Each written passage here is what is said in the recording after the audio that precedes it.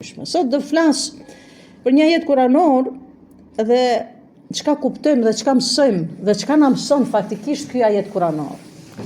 Në surën Maryam, Allahu subhanahu xhela xhelalu e përmend që Maryemi, Zoti qoftë i kënaqur me të, kur njerëzit ju kanë drejtuar duke akuzuar në nderin e saj, sepse lindi fëmijë pa qenë martuar.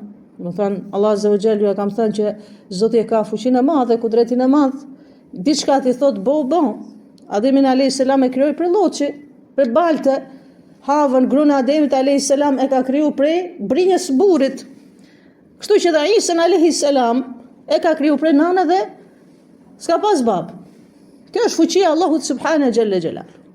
Dhe tani ato njerëz në atë popull që ka jetuar Maryemi, Zoti qoftë i kënaqur me të, momenti që e kanë pa Maryemin me fëmijën krah, kanë filluar duke e sulmu, duke akuzuar Maryemin, duke akuzuar nderin e saj. Allah Azza wa Jalla e ka para përgatit që momenti që njerëzit do të folin, ti thuj, faquli, Allah Azza wa Jalla ka urdhëruar, ka thënë ti thuj, fala mukallima al-yawma insiya. Nuk kam bëj fol, nuk kam ia kthy xhevapin, nuk do i kthej përgjigje askujt. Këtu është ajo që do të marrim mësim, ky pjesë, ky ajet kuranor, kur Maryemi, Allahu qoftë i kënaqur me të, ju ka drejtuar popullit vet, njerëzve të cilët kanë filluar duke akuzuar dhe akuza të rënda, flasim këtu akuza nderi, dhe ato duke ditë se kush është Maryemi. Sepse Zoti Maryemin, Allahu qoftë i kënaqur me të, ka dhënë shembull për këtë njerëzimin. Ka dhënë shembull për besimin që ka pas, çka femna ka qenë. Megjithatë, duke ditë se kush është, prapë kanë sulmu. Nuk e kanë arsyetuar, prapë kanë sulmu. Nuk kanë desh të ndigjojnë përgjigjen e Maryemit. Dhe Maryemi e ka ditë se çfarë populli ka, dhe me çka njerëzish është duke u marrë. E ky ajet kuranor ne na mëson kur Maryemi ka thënë fala mukallima al-yawma insiya, sot nuk do ja kthej përgjigje as kërkujt. Vazhdoni, flisni. Flisni. Shfryhuni. Ky ajet kuranor na mëson që disa mendje logjika të njerëzve, sado orator ti jesh nga goja, sado të mundohesh me ia shpjegu dikujt, edhe me arsyetu dikujt, ai nëse mendjen e ka të atill që nuk don të arsyetoj dhe vetëm paragjykon, përgjigja më e mirë ndaj këtyre njerëzve kush është? Përgjigja më e mirë ndaj këtyre njerëzve është mos i kthesh përgjigje. Dhe ka thënë një prej dietarëve në tefsirin e këtij ajeti kuranor, një prej dietarëve, Zamakhshari, e ka pas emrin, ka thënë përgjigje ose heshtja ndaj njerëzve sefih, gjuhën arabe sefih, njerëzve të prisht, njerëz që nuk duan të ndigjojnë, njerëz që nuk i duan argumentet e tuaja, po vetëm ju ka ngulit mendja ka ajo e vetja, thot e ke vajxhip të heshtësh. E ke për detyrë të heshtësh ndaj njerëzve të cilët nuk kuptojnë, ndaj njerëzve të cilët të sulmojnë, ndaj njerëzve të cilët të paragjykojnë. Përgjigja më e mirë ndaj këtyre njerëzve është heshtja. Prandaj Maryemi, Allah i qoftë i kënaqur me të, ka thënë fala mukallima al-yawma insiya. Nuk do t'i kthej përgjigje kërkujt. Pra, ky ajet kuranor na mëson që në jetën tonë mund ballafaqohemi dhe ballafaqohemi me njerëz të tillë ndoshta të cilët na sulmojnë. Dhe zakonisht ai njeriu i cili të paragjykon dhe ai njeriu i cili të sulmon nuk i shef punët e bardha të tujat, i shikon vetëm punët e zeza. Mundohet gjej në një zezë që të kapet mas asaj zeze dhe të sulmoj. Ta shikoj për argument. Prandaj Islami ynë, feja jon, këshillat e profetit alayhis salatu wassalam janë që njerëzve mos i tregoj gjunahet e tuaja. Është një thënie e Aishës, është një këshill e Aishës radhiyallahu anha, këshill e Aishës radhiyallahu anha, Aisha radhiyallahu anha dietare e këtij umeti. Dietare mbi dietarët. Dhe ka thënë Aisha radhiyallahu anha, Mos i tregoni njerëzve gjunahet. Po bëni istighfar te Zoti, kërkoni falje te Zoti. Se njerëzit nuk të arsyetojnë, por njerëzit të sulmojnë. Prandaj, thash edhe njerëz që ka njerëz që ku ti shikojnë ato të zezat e tuaja dhe të sulmojnë, kështu që nëse ke bëj gabime, siç u thash, nëse bën dhe s'ka njeri, e kemi përmendë dhe përmendim, s'ka njeri që s'bën gabime. Mirë, po gabimet e tuaja mos ja shpalos njerëzve, mos ja tregoj njerëzve. Po, gabimet e tuaja mes teje me Zotit kërko falje te Allahu subhanahu xhalla xhelalu. Pse? Sepse momenti që ti ja tregon njerëzve gjunahet ose gabimet e tuaja, do vi ndoshta herën e parë tot esa gjunati. Ndoshta të ngushëllon për atë moment, ama ajo e ka armë rezerv. E ka armë rezerv. Që ndoshta do vi momenti që ajo këtë armë që ti ke tregu gjunahin tënd, ajo nesër do ta përdori kundër teje. Ajo nesër ka me përdor kundër teje.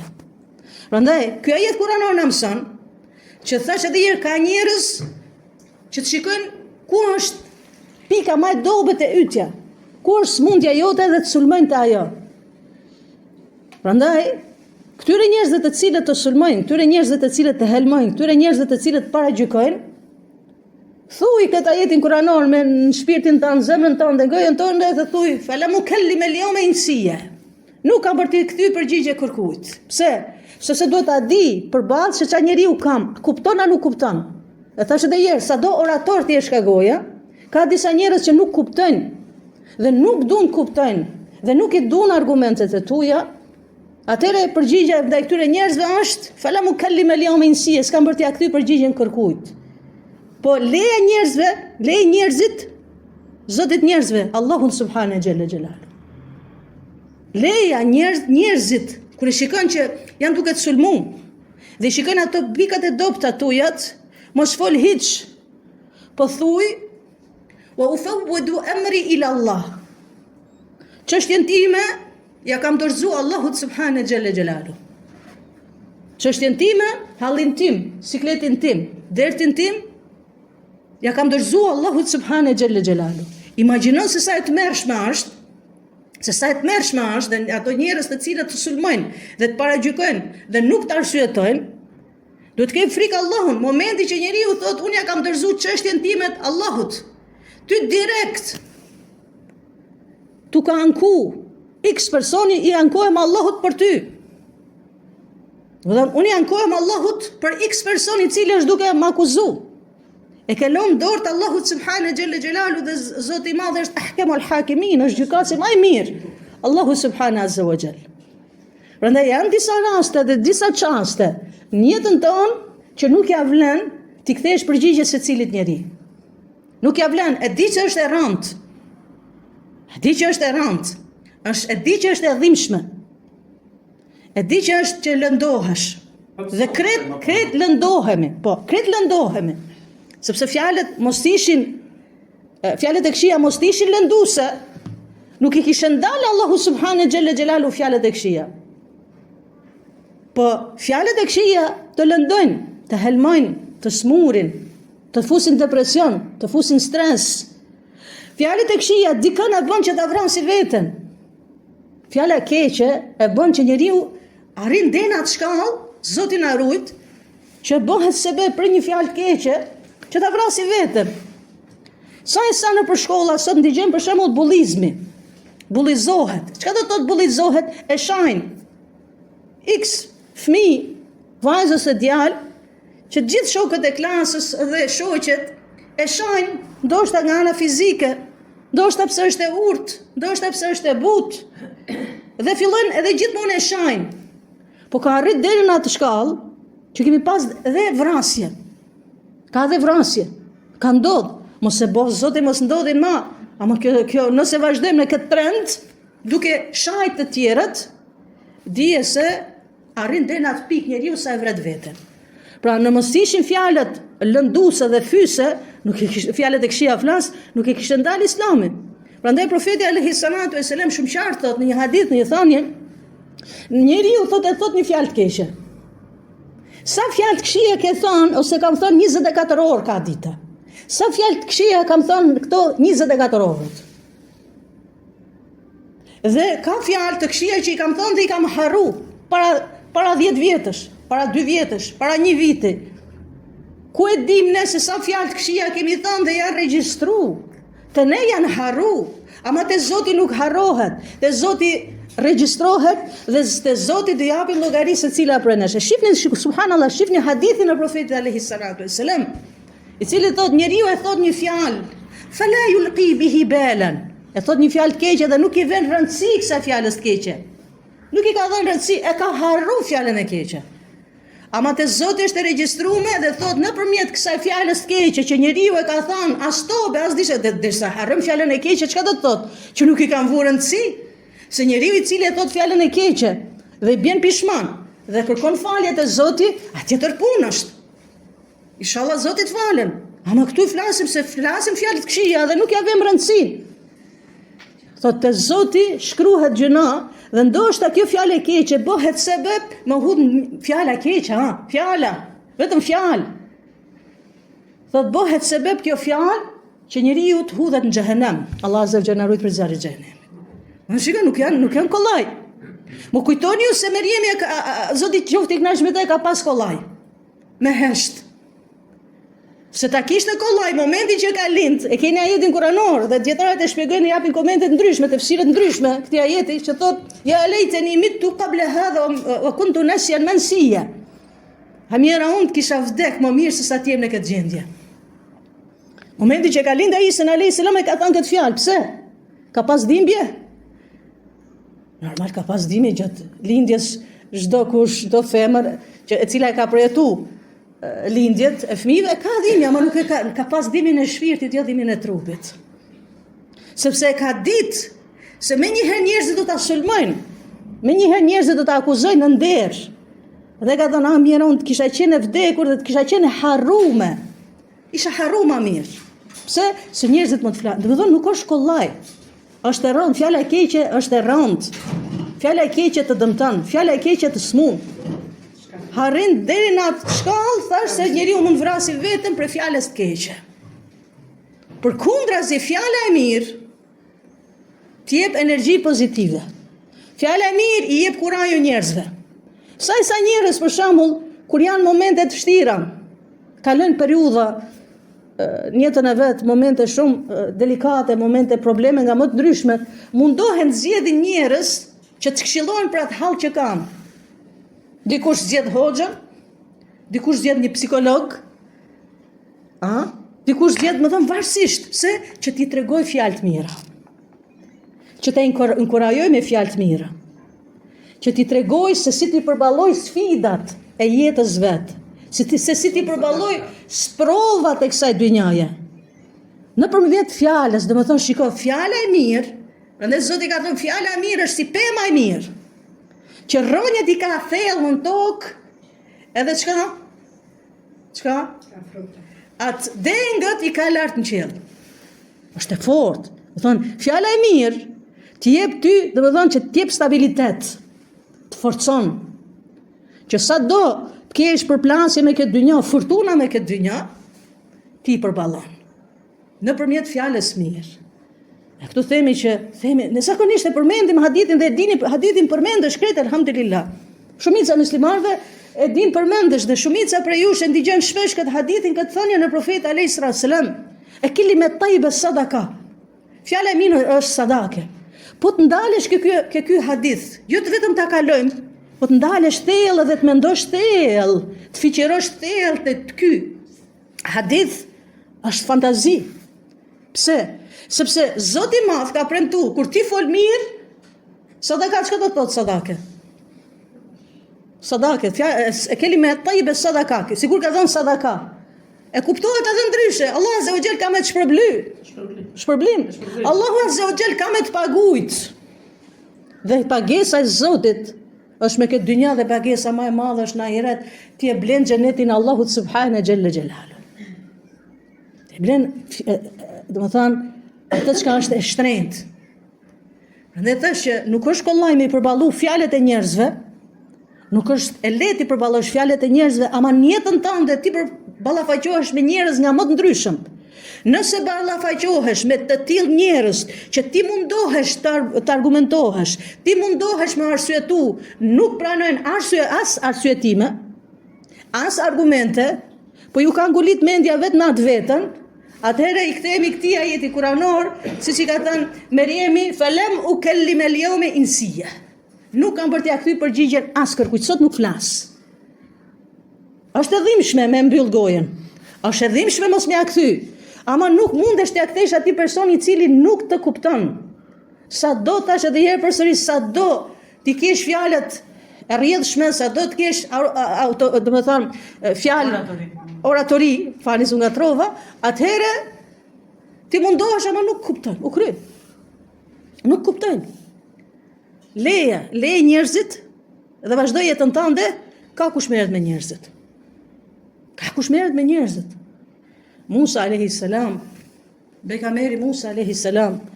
ju ka drejtu Allahut subhana xhella xhelalu me një kërkesë, me një lutje. Është lodh për fjalëve të njerëzve. Që do të i ka sulmu. Imagjinoni që nuk kanë gojet e liga, gojet që shpifin, gojet që të ofendojnë, nuk kanë fal as pejgamber. Nuk kanë fal as pejgamber, kanë sulmuar e pejgambert. Kanë shajt e pejgamber. Njëri i kanë thënë Mejnun, do të thonë budall, tjetri i ka thënë sehirbaz, tjetri, do thonë nga gjitha anët i kanë sulmuar. Dhe Musa a.s. i drejtohet Allahu subhana xhella xhelalu, thotë ja Rabbi, ndali njerëzit më të folin njerëzit për mua. Mbyllja gojën njerëzve. O Zot, mbyllja gojën njerëzve më të folin. Allahu subhana xhella xhelalu i thotë, o Mus, me të khattu hili nefsi, do të thonë, unë këtë gjë se ka marrë as për vetin tim. Do të thonë, që Zoti ka lënë të lirë njerëzit me fol me këtë dynja. Sa njerëz ke sot? Dhe sot kemi rrjete sociale, fol secili, shkruan secili, jep fatva secili, s'mund t'i ndalësh. Sa njerëz nuk e di si e ka bë gishti me shkrujt. Dhe aty tregon logjikën e vet dhe mllefin e vet që ka ndaj tjerëve, se nuk është liri e shprehjes ta ofendosh tjetrin. Nuk është liri e shprehjes t'ia shash fen dikujt tjetër. Nuk është liri shprehje kjo. Duhet të dimë ne këtë. E tash sa njerëz ke që shikojmë komente të ndryshme, që shkruajnë, shajnë Zotin e Madh xhella xhelalu. Shajnë fenë e Zotit. Shajnë Kur'an, shajnë pejgamber, shajnë gratë e pejgamberëve. Këtu tregon atë zemrën e zezë që ka, atë mllefin që ka ai person që i shkruan. Nuk është vetëm një, por ke shumë. Dhe Allahu subhana xhella xhelalu i ka thënë nuk e ka marrë këtë gjë për veti, ama të vi vakti. Më kujtoni se shkruni kundër fesë, kundër islamit, kundër Allahut.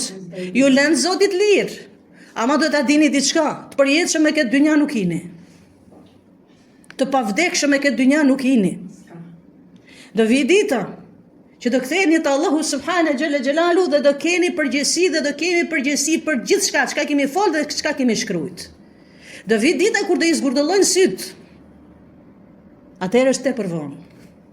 Atëherë është shumë vonë. Prandaj njeri ti bëj të kërkoj falje sa është gjallë. Mundohet mos ma ofendu tjetër kënd palën tjetër. Më thuj një prej muslimanëve që e shan dinin e tjetër kujt, fenë e tjetër kujt. Më thuj një prej muslimanëve që shan fetë e tjera.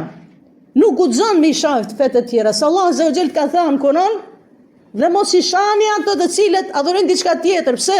Se pastaj do shajnë dinin e Allahut, do shajnë Allahun subhanahu xhalla xhelalu. Lakum dinukum waliyadin. Ju keni fenë juaj, un kam fenë time. Ma thuj një musliman që shah profetët. Po një musliman i cili shah një profet del për imanive, del për islami. Nuk guxon kërkush shaj Isa alayhis salam, se del për islami, nuk je musliman. Se ke mohu atë që Zoti ka prun Kur'an. Sa ke për palës tjetër që shajnë Muhammedi sallallahu alaihi wasallam, shajnë dinin e miliona muslimanëve, flasin tre vatona, që flas për tre vatona. Jemi miliona musliman, a i kuvenon dikujt si kuvenon dikujt, kjo është realiteti. Një grup njerëzish qiren e bërtasin, e shkumohen, e uloransin, kthehemi te rënjët e të parve. Mas parit ti se di kush janë të parit e tuj. Ti nuk mundesh ta konvertosh dikën në zor. Ti nuk mundesh, mo ngacmon fen time. Nuk jam të ngacmu dhe mo ngacmo. Lekum dinukum waliya din. Ju keni fen e juaj dhe un kam fen time, kemi për detyrë me respektu njëri tjetrin, jo me sulmu njëri tjetrin. Prandaj Allahu subhanahu jalla jalaluhu i drejtohet Musës alayhis salam thotë la takhatuhu li nafsi, se ka marrë për veten tim. Prandaj mesazhet e këtij ajeti kuranor që e ka thënë Meriemi, Allahu i qoftë i kënaqur me ta, ju ka drejtuar popullit vet sepse ka ditë se çka mentaliteti dhe çka logjike, kote ket merresh me ta. Kote ket arsyetohesh me ta. Ka thënë falam ukallima al-yawma insiya, sot nuk i flas asnjënit. Atë ti kështu boje.